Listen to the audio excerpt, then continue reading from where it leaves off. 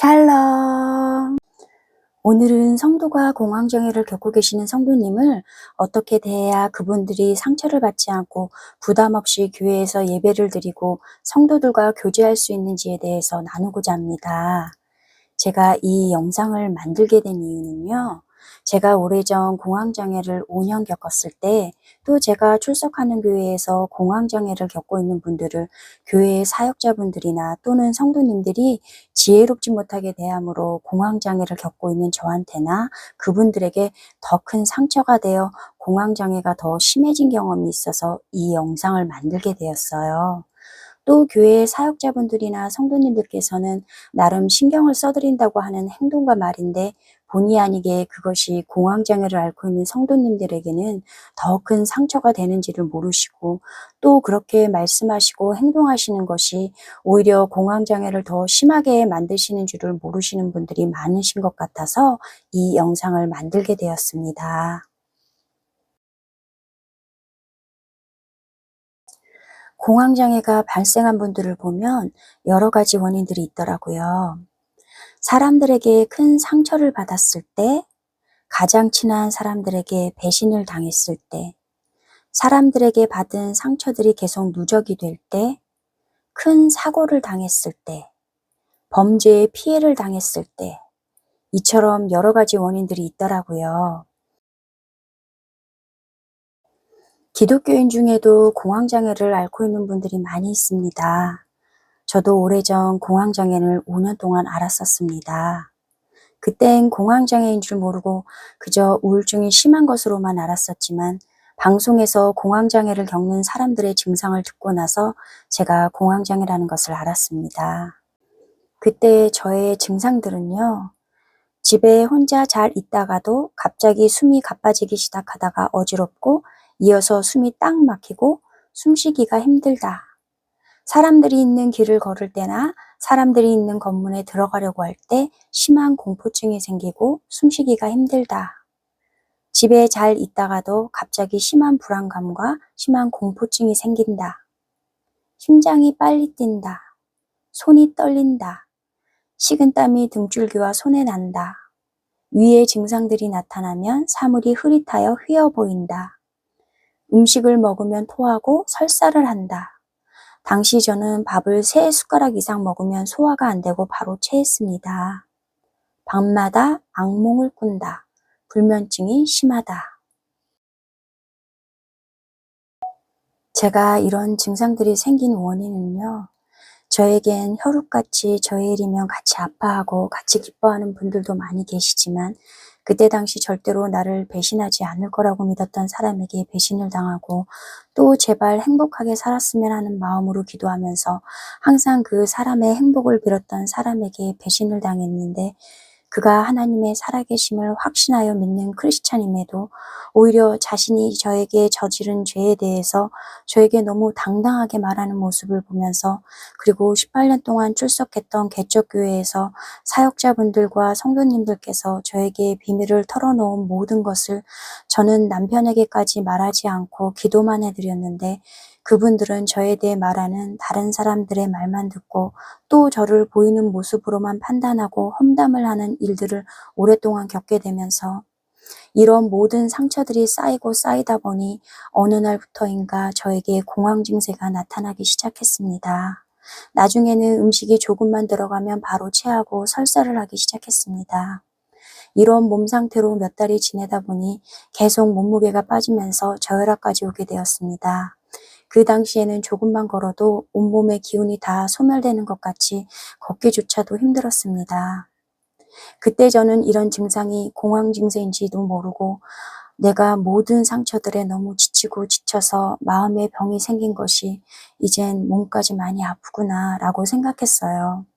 저의 모든 증상을 당시 출석 목사님께 제 남편이 이러다가 아내가 정말 죽을 것 같다고 호소했는데, 제 병들을 꾀병처럼 보시면서 전화기 너머로 들려오는 그 목사님의 비웃음을 듣는 순간 저는 완전히 무너졌습니다. 그러나 18년 동안 출석했던 그 개척교회를 나오고 제가 하나님께 이런 교회를 만나게 해주세요 하고 5가지 기도 제목을 놓고 기도하면서 매주 교회를 찾았는데, 감사하게도 하나님의 은혜로 정말 제가 기도한 5가지 모두 딱 맞는 교회를 만나게 되면서 5년 동안 앓았던 공황장애가 치료되었습니다. 제가 공황장애가 치료가 되자 하나님께서는 저에게 공황장애나 심한 우울증을 앓고 있는 성도님들을 저에게 붙이셨습니다. 그분들의 상처들을 들어보니 저처럼 교회에서 성도님들 또는 사역자분들에 대한 큰 상처들이 누적되면서 공황 증세가 발생한 분들이 많더라고요.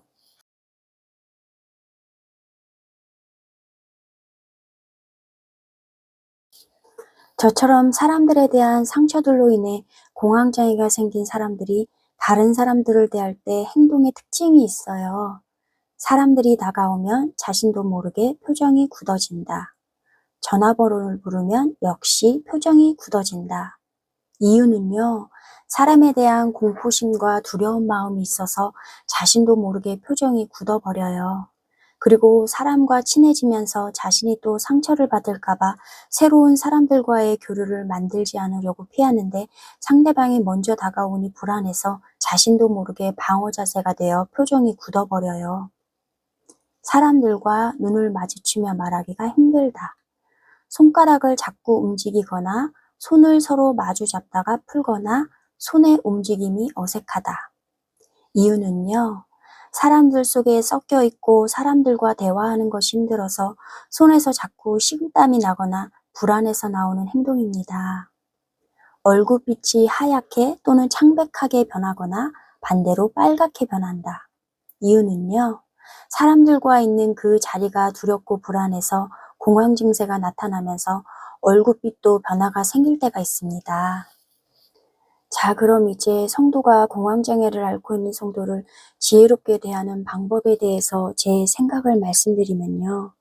공황장애가 발생했거나 재발한 성도님들이 불신자분들과 다르게 공통적으로 겪는 2차적인 고통이 있습니다.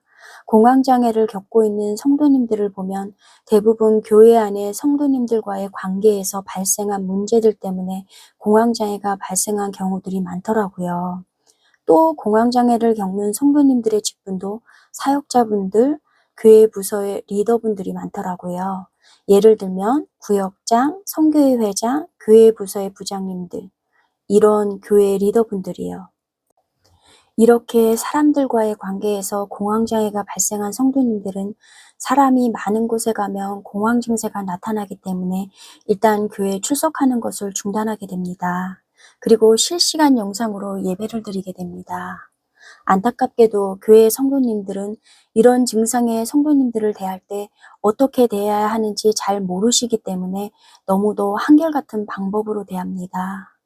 공황장애를 앓고 계시는 성도가 교회에 나오지 않으니 어떻게든 교회에 나오게 하기 위하여 수시로 전화하고 카톡과 문자를 계속 보냅니다.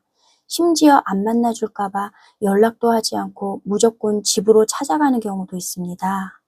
그러나 이런 방법은 공황장애를 겪는 성도님들에게 공황 증세만 더해줄 뿐입니다. 수시로 오는 전화와 카톡, 문자는 공황장애 성도님에게는 심한 불안감과 현재 있는 모든 공황장애 증상을 더 심하게 할 뿐입니다. 특히 전화도 없이 무턱대고 찾아오는 경우에는 정말 숨이 탁 막히고 숨이 안 쉬어집니다. 이것이 어떤 느낌이냐면요. 사람 있는 곳이 불안하고 두렵고 숨이 막혀서 집에 있는 건데 그런 자신의 유일한 안식처를 공격당하는 기분입니다. 정말 공포스러워요. 이렇게 수시로 연락하고 찾아오는 일들이 반복되면 결국 출석하던 교회를 떠나야겠다는 마음이 듭니다. 그 당시 저 같은 경우에는 이렇게 전화도 없이 교회 성도님들이 불쑥 찾아오는 날이면 꿈에서 하루 종일 여러 성도님들이 전화도 없이 수시로 번갈아가며 찾아오는 악몽을 며칠 동안 꿨어요. 그리고 공황 발작이 심해져 며칠 고생했었습니다. 그리고 상대방은 최소 한 번의 카톡과 문자 방문일지라도 받는 입장에선 여러 성도에게 이런 일들을 받기 때문에 하루하루가 더한 고통과 공포입니다. 또 공황장애 성도에게 나름 위로한다고 겉면의 글들을 보내는데요. 대부분 비슷한 내용이지요. 기도하고 있다고 하면서 사람 보지 말고 환경 보지 말고 하나님만 바라보세요. 라는 글과 함께 여러 성경 말씀들과 권면의 말씀들을 보냅니다. 정말로 공황장애 성도님들이 그런 것들을 모른다고 생각하시나요? 공황장애를 겪는 성도님들이 그런 것들을 몰라서 그 상태로 있는 것이 아닙니다. 그분들은 그분들 나름대로 하나님 안에서 그 병과 싸우고 있습니다. 심지어 어떤 성도님들은 성경 말씀과 함께 뭔가 현재 잘못된 믿음 생활을 하는 것처럼 돌려가며 글들을 보내는 분도 있습니다. 그런 권면들은 오히려 당신이 잘못해서 지금 무너지고 있는 것이고 마귀에게 지고 있는 것이다 라는 의미로 받아들이기 때문에 글을 보내는 성도의 의미와 다르게 받는 입장에선 현재 앓고 있는 고통에 2차적인 고통만 더할 뿐입니다. 또 보내는 성도님들 중에서는 실제로 교만하게 쉽게 판단하고 권면하는 성도님도 있기 때문에 모든 전화와 카톡과 문자가 심한 공포로 느껴집니다. 이런 상황을 겪어보지 않은 성도가 자신을 쉽게 판단하고 함부로 말하면서 자꾸 문자와 카톡을 보내시면 정말 이것저것 생각하지 않고 예수 믿기 전의 성격으로 대받아치고 싶지만 같은 성도로서 그러면 안 되는 것을 알기 때문에 그것을 참을 때 공황장애 증상이 더 심해지며 바로 이런 이유들 때문에 모든 연락들과 교회에서 찾아오는 성도들이 공포스러운 겁니다. 성도로서 공황장애를 겪는 것은 정말 공황장애를 겪었던 성도님들이나 또는 현재 공황장애를 앓고 있는 성도님들만이 이 고통을 압니다. 이럴 때 저는 아무리 저와 친한 관계의 성도님일지라도 이런저런 관면보다 이런 문구를 보냅니다. 아무개 성도님, 많이 힘드신데 제 글에 답장 주지 마세요. 많이 힘드시죠? 제가 해드릴 수 있는 것이 기도밖에 없어서 안타까울 뿐입니다. 힘드시면 저랑 계속 친해지지 않아도 됩니다. 그냥 아무개 성도님을 위해서 누군가가 기도하고 있다고 고백하고 싶어서 카톡을 보냅니다. 마음이 많이 편해지시고 누군가가 성도님의 얘기를 정말 아무 편견과 판단 없이 그저 편한 마음으로 들어주시길 원하는 마음이 드실 때 또는 어딘가를 가고 싶은데 혼자 가기가 힘드실 때 괜찮으시다면 저에게 언제든지 연락 주세요. 제가 공황장애일 때 이렇게 저를 대한 사람은 제 남편과 아들 외에 크리스찬인 혈육 같은 제 친구밖에 없었습니다.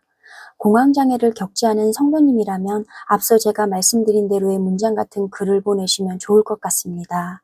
그리고 공황장애를 앓고 계신 성도님이 위의 글처럼 여러분께서 보낸 글을 보시고 여러분들께 연락을 드린다면 이런저런 것을 절대 먼저 묻지 마시고 진짜로 아무 편견 없이 편안하게 대해 주십시오.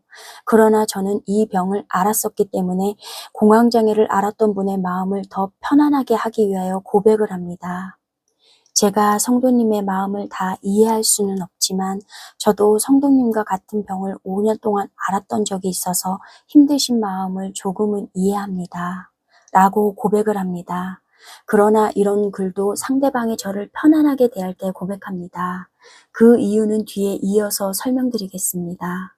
만약 여러분들 주위에 공황장애를 겪고 있는 성도님이 계시다면 위에 비슷한 문구를 보내기를 추천합니다.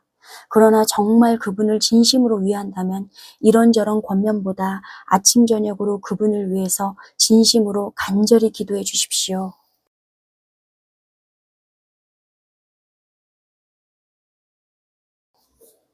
공황장애를 겪었었고 현재는 치유가 된 성도라도 현재 공황장애를 겪고 있는 성도님을 잘못 대할 때가 있습니다. 어떨 때냐면요. 나도 이미 겪었었고 지금은 하나님의 은혜로 치유받았어. 그러니 내가 하는 말을 듣고 당신도 고쳐봐. 하는 마음으로 다가갈 때입니다.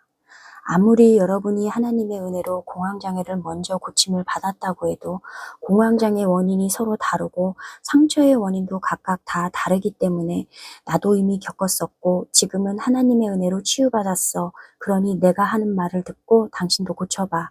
하는 마음 상태로 현재 공황장애를 겪고 있는 성도님을 대하려고 하면 상대방은 권면의 자세로 먼저 다가오는 성도를 상대하기가 무척 부담스러워합니다. 또 상대방이 자신이 겪은 일들의 기준으로 자신을 판단하고 대하려는 성도를 받아들이기도 무척 부담스럽지요. 다시 말씀드리지만 같은 공황장애라도 원인과 상처와 또 그 무게가 각각 다르기 때문입니다. 어떤 성도님들은 그럴 때 혼자 있으면 안 된다고 수시로 연락을 하거나 집으로 찾아가지만 그렇게 하기보다는 기도를 하면서 상대방의 성향을 하나님께 먼저 여쭙고 상대방의 의사를 여쭈어서 대하는 것이 훨씬 상대방에게 도움이 됩니다. 공황장애를 겪고 있는 성도님들은 성향도 성격도 다 다릅니다. 어떤 사람은 마음이 힘들 때 겸손하고 사랑이 많은 사람이 자신과 있어주면 도움이 되고 위로가 되지만 또 어떤 사람은 마음이 힘들 때 혼자 조용히 생각할 시간이 있어야 하는 사람도 있습니다. 저는 후자에 속합니다. 저는 제 마음이 너무 힘들 때나 저에게 너무 큰 어려운 상황들이 생길 때 성도님들을 만나면서 신앙적인 나눔을 하는 것보다 모든 예배에 전심으로 예배드리고 혼자서 제 힘든 마음을 깊이 바라보고 묵상하면서 성경 말씀을 읽고 또 제 힘든 것들에 대해서 기도로써 하나님과 1대1로 깊은 교제를 하는데요. 그러다 보면 하나님께서 제 힘든 상황들에 대해서 제 마음의 중심을 붙잡아 주십니다. 바로 제가 이런 상태가 되었을 때 성도님들과 교제를 하면 저는 괜찮습니다.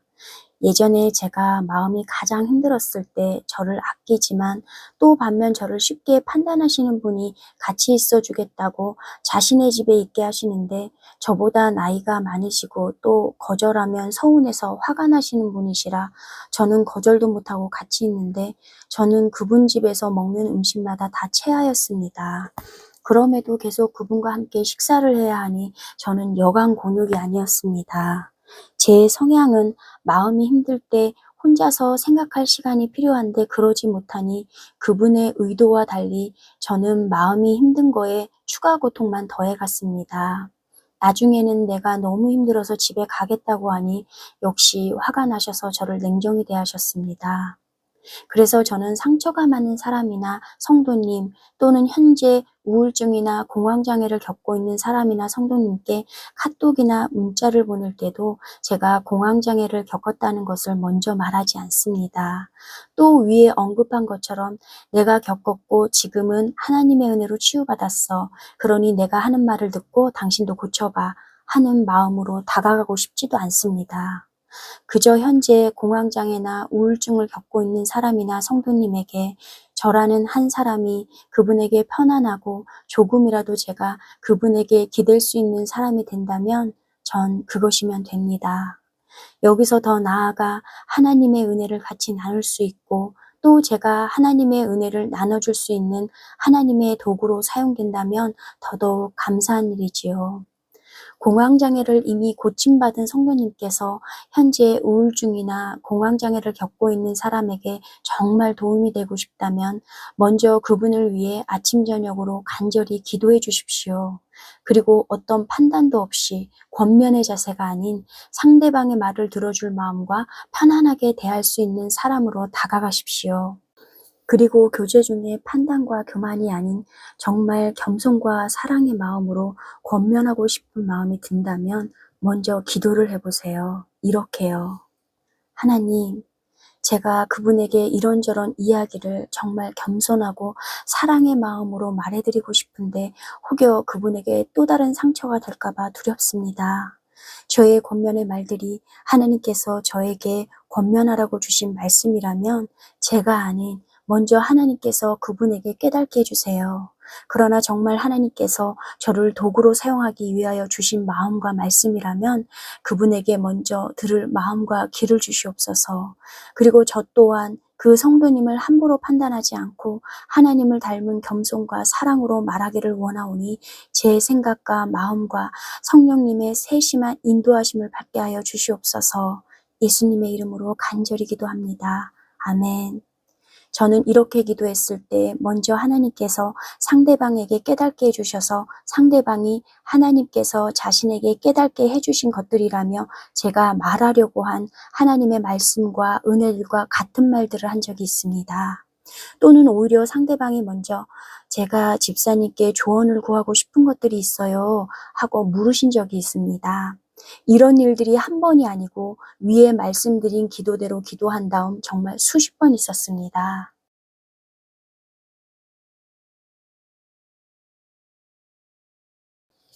몇 년 전에 이런 일이 있었습니다. 제가 출석하던 교회에서 늘 환하게 웃고 유머 감각이 있는 부목사님이 계셨습니다. 어느 날 예배를 마치고 부목사님께 인사를 하고 돌아서는데 갑자기 제 마음에 하나님께서 나의 종이 네가 몇 년 전에 알았던 공황장애를 앓고 있다 라고 말씀하셨습니다. 늘 환하게 웃던 분이셨기에 제가 하나님의 말씀에 놀라서 걸어가다가 그분을 다시 바라보았습니다. 그제야 그분의 웃음이 예전과 다르다는 것을 알게 되었습니다. 또 부목사님의 공황장애 원인의 시작이 어느 분들과 어떤 일들로 발생했는지도 알게 해주셨습니다. 저는 저와 같은 시기에 함께 공황장애를 겪었던 남편에게 부목사님의 기도를 부탁했습니다. 그러나 기도를 부탁할 때는 부목사님의 공황장애 원인에 대해서는 언급하지 않고 부목사님을 힘들게 하신 분들을 위해서도 혼자만 기도하고 남편에게 부목사님의 중보 기도를 부탁했습니다. 여보, 우리 교구 부목사님께서 지금 공황장애라고 하나님께서 말씀해 주셨어요. 앞으로는 당신도 부목사님을 위해 간절히 기도해 드려요. 라고 남편에게 말하니 남편은 늘 환하게 웃는 분이시니 우리 부목사님이 에이, 아니야. 라고 말하더군요. 그래서 저는 더 강력히 힘주어 말했습니다. 여보, 내가 확실하지 않은 것을 당신에게 말한 적이 없잖아요. 남편은 저의 말에 동의를 했고 저와 제 남편은 그분을 위해서 간절히 기도를 시작했습니다. 그리고 그분에게 부담을 주지 않기 위해 보이지 않게 배려를 해드렸습니다. 제 남편도 저와 같은 시기에 공황장애를 앓았던 사람이라 공황장애를 앓은 사람들을 잘 배려합니다. 저는 하나님께서 부목사님의 공황장애를 알려주신 후부터는 부목사님께서 유머를 하실 때나 웃으실 때마다 같이 웃어드려야 하는데 오히려 눈물이 나오려고 해서 참느라고 힘들었습니다. 평소처럼 보이시려고 또 청년부 사역을 하기 위해서 유머를 하실 때나 웃으실 때마다 그 웃음 뒤에 힘든 마음 상태가 제 눈에는 자꾸 보였기 때문입니다. 부목사님께서는 공황 증세가 시작되고부터 교회 안에서 생긴 상처들로 인해 점점 성도들에게 마음을 닫으셨었는데 감사하게도 우리 부부에게 점점 마음을 여셨습니다. 어느 날 우리 교회 교단에서 행사가 있을 때 우리 교회 차례가 아니어서 잠깐 휴식할 시간이 있어 우리 교회 성도님들과 부목사님과 함께 행사 교회 근처에서 산책을 하고 있었는데요. 그때 하나님께서 제게 말씀하시기를 내 종이 너에게 할 말이 있어서 너에게로 올 터이니 무리에게서 조금 뒤처지도록 천천히 걸으라 하고 말씀하셨어요. 그래서 저는 바로 그분들 뒤로 가서 걸음을 천천히 걸었어요. 제가 다른 분들보다 뒤에 뒤처져 그분들과 거리가 생기니 정말 하나님 말씀대로 부목사님께서 저에게로 오셔서 천천히 걸으셨습니다. 그리고 저에게 말씀하시기를 집사님, 저 사실은 공황장애예요. 병원에서 진단받고 약 먹고 있어요. 라고 말씀하셨습니다. 그래서 저는 사역자이신 그분이 성도인 저에게 고백한 것이 나중에라도 민망하지 않도록 저도 고백했습니다. 부목사님, 우리 동창이네요. 저도 오래전에 공황장애를 5년 동안 앓았었어요. 하고 고백을 하니 부목사님께서 저에게 그래서 두 분이 저를 그렇게 배려했군요. 감사합니다, 집사님. 하고 말씀하셨습니다. 또 다른 사역자분은 저에게 이렇게 말씀하셨습니다. 저는 제 가족 외의 다른 성도에게나 같은 사역자분들에게조차 이런 고백을 한 적이 없어요. 집사님께 처음 고백하는 거예요. 우울증이나 공황장애를 겪고 있는 성도님들이 특히 사역자분들이 같은 사역자분들께 기도를 부탁하며 고백할 수 있는데 그럼 더 낫는 데 도움이 될 텐데 왜 고백하지 않을까요? 바로 쉽게 판단받고 권면받아서 현재 앓고 있는 고통에 추가 고통이 될까 봐 또는 교만하게 판단받고 권면받아 추가적인 고통을 당한 적이 있기 때문입니다. 저는 그때 그 부목사님 또는 지인 사역자분들께 공황장애를 앓고 있는 고백을 받을 때마다 얼마나 가슴이 아프고 눈물이 나는지 모릅니다. 이분들은 자신의 직분 때문에 그 누구에게도 쉽게 고백할 수가 없기 때문입니다. 오로지 믿음으로 하나님만 바라보며 그것을 외롭게 이겨가면서 사역자로서 성도들 앞에선 아무렇지도 않게 행동하고 또 아무리 힘들어도 웃으며 여전히 매일 사역을 해나가야 하니까요. 저는 이 병을 앓고 거의 나아가고 있습니다. 그러나 어느 날은 문득문득 발생하기도 합니다. 그런데 감사한 것은 제가 이 병을 앓고 거의 호전되어 갈 즈음부터 저와 같은 증상을 겪고 있는 분들을 하나님께서 만나게 하시고 또 그분들을 하나님께로 다시 인도하게 되는 은혜로운 일들을 하나님께서 이루어 가시는 것입니다. 저의 병으로도 하나님의 도구로 사용하시는 하나님께 감사할 따름입니다. 부디 부족한 제 글이 주위의 공황장애나 우울증 또는 많은 상처를 품고 홀로 고통을 겪고 계신 사람들이나 성도님들, 교회 부서 리더분들, 그리고 사역자분들을 대하시는데 조금이나마 도움이 되시기를 간절히 바랄 뿐입니다. 오늘 제 영상이 길어서 좀 지루하셨을 텐데 끝까지 시청해 주셔서 감사합니다. 항상 평안하세요. 샬롬.